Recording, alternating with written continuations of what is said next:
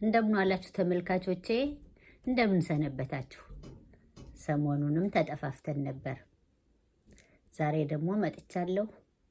የመጣሁትም የኮፍያ ዲዛይን ለማሳየት ነው። ኮፍያ ለመስራት የሚያስፈልገንን ዲዛይን ሙቀት የሚሰጥ በተለይ አሁን እንግዲህ ያው ክረምት በሚገባበት አካባቢ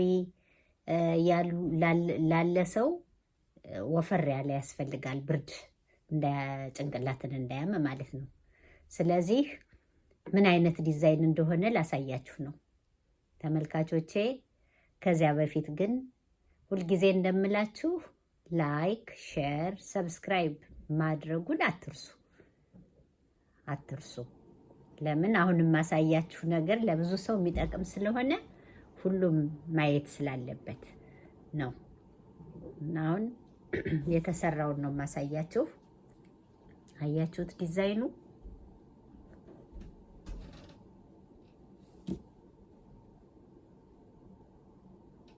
ይሄን ይመስላል። በውስጥም ያው ነው። በውስጥም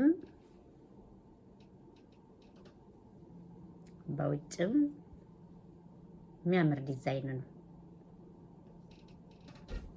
እና ኮፍያ እንደዚህ አድርገን እንሰራለን። መጀመሪያ ዲዛይኑን ማወቅ ስላለብን ነው። ከዚያ በኋላ የኮፍያው አሰራር ደግሞ እንዴት እንደሆነ ደግሞ አጀማመሩን አሳያችኋለሁ።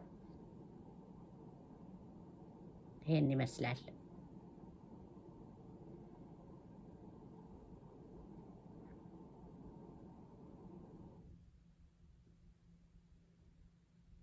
እና አሰራሩን ከቻልንበት ዋናው አሰራሩ ከተቻለ በቃ ማለት ዲዛይኑን ከቻልንበት አሰራሩን ደግሞ አሳያችኋለሁ። መስራቱ ቀላል ነው። እሺ እንግዲህ ይሄን ኮፍያ እንዴት ነው የምናደርገው? እንደዚህ አድርገን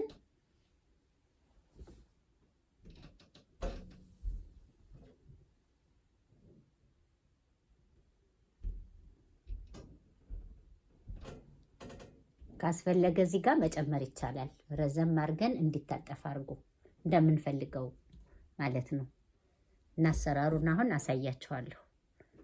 ተከታተሉኝ።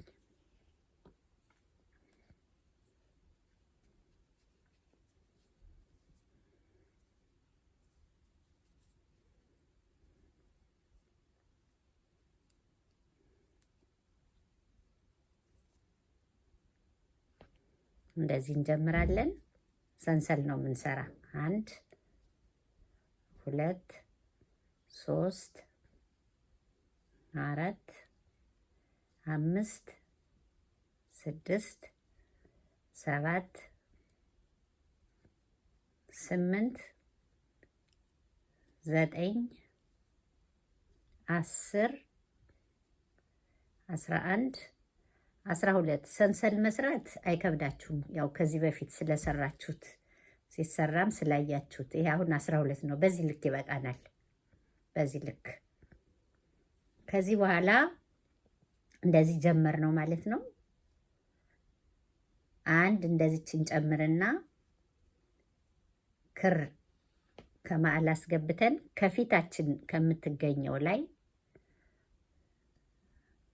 ደብል ክሮሼ እንሰራለን።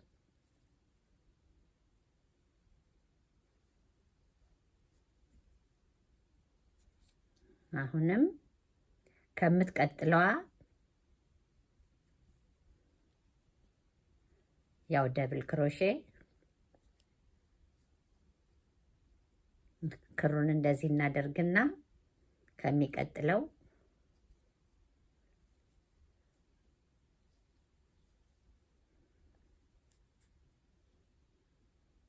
ደብል ክሮሼ ነው አሁን የምንሰራ እስከ መጨረሻው ድረስ።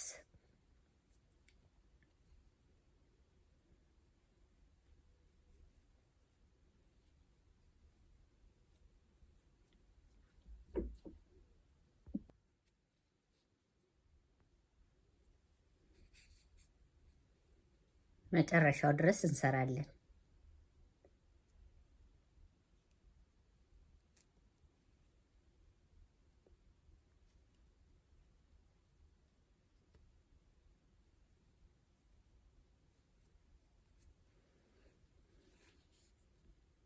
ይሄ ደብል ክሮሼ ነው።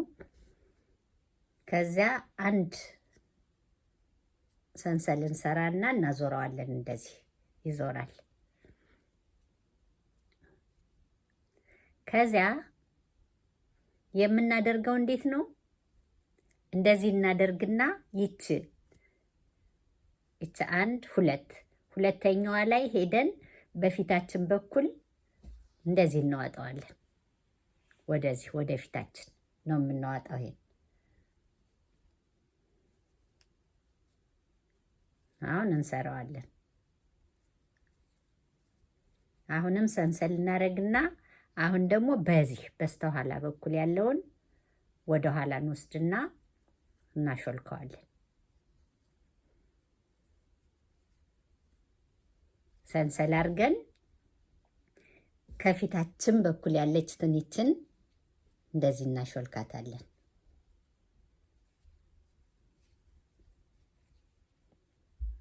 አሁን ደግሞ ከኋላ ያለችዋን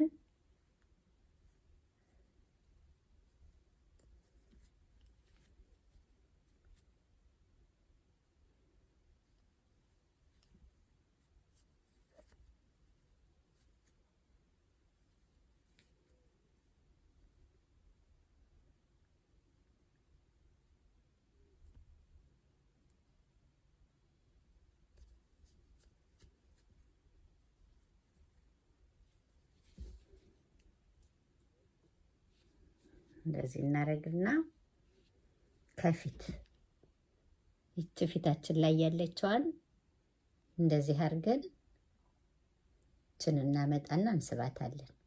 ከዚያ እንሰራታለን። በዚህ በኋላ በኩል ያለው ይታያቸዋል እርግጠኛ ነኝ። ልክ እንደዚህ በኋለኛው በኩል እንደሚታየው በፊታችሁ በኩል ያለውንም በእኔ ፊት በኩል ያለውንም እንደዚያ መስራት ማለት ነው። ከዚያ እንደዚህ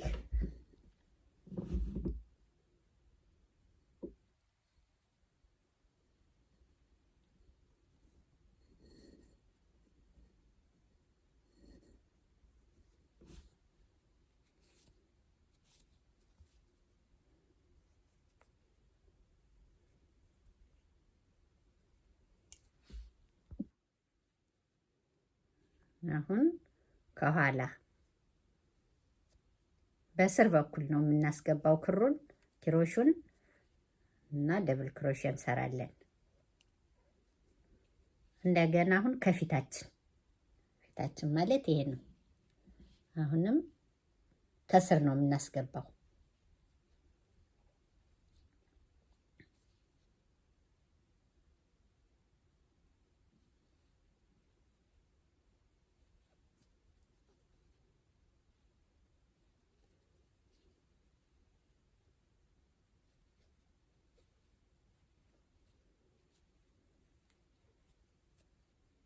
አንድ ሰንሰል እናደርግና እናዞረዋለን።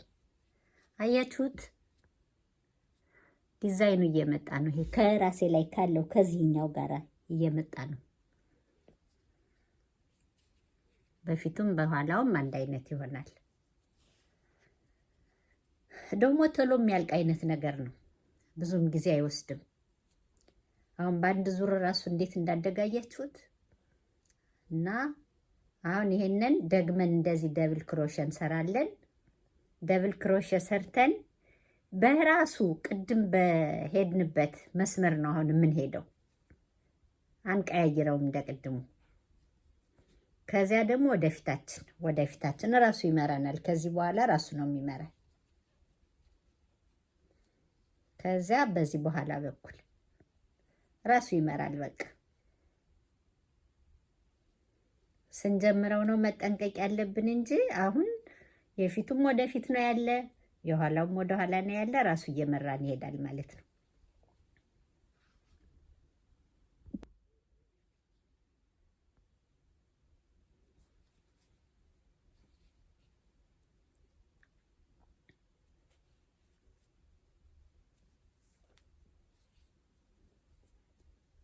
አሁን አንድ ሰንሰል አድርገን እናዞረዋለን። ተመልከቱ። በፊቱም በኋላውም አንድ አይነት ዲዛይን ነው። ከዚያ እንቀጥላለን። በራሱ በሚመራን በመስመሩ እንቀጥላለን ማለት ነው።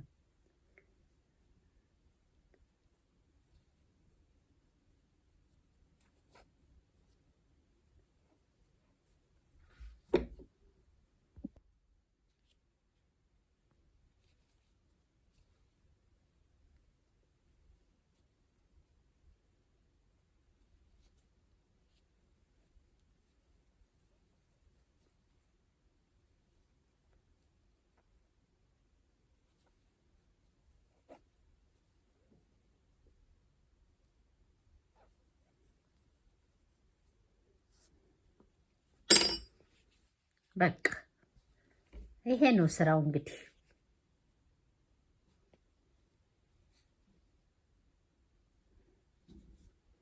ስራው ይሄን ይመስላል።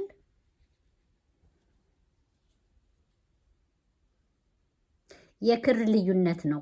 ይሄኛው ክር ይሄ ቢጫው ክር ወፍራም ነው። ይሄኛው ደግሞ ትንሽ ቀጠን ያለ ነው። ለዚያ ነው አሁን ትንሽ የዲዛይን ለውጥ ያለ የሚመስል እንጂ ይሄ ራሱ መስመሩን ይዞ የሚሄደው እዚህ ላይ ይታያል።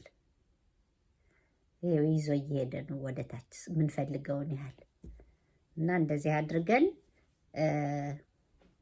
ኮፍያ መስራት እንችላለን ማለት ነው።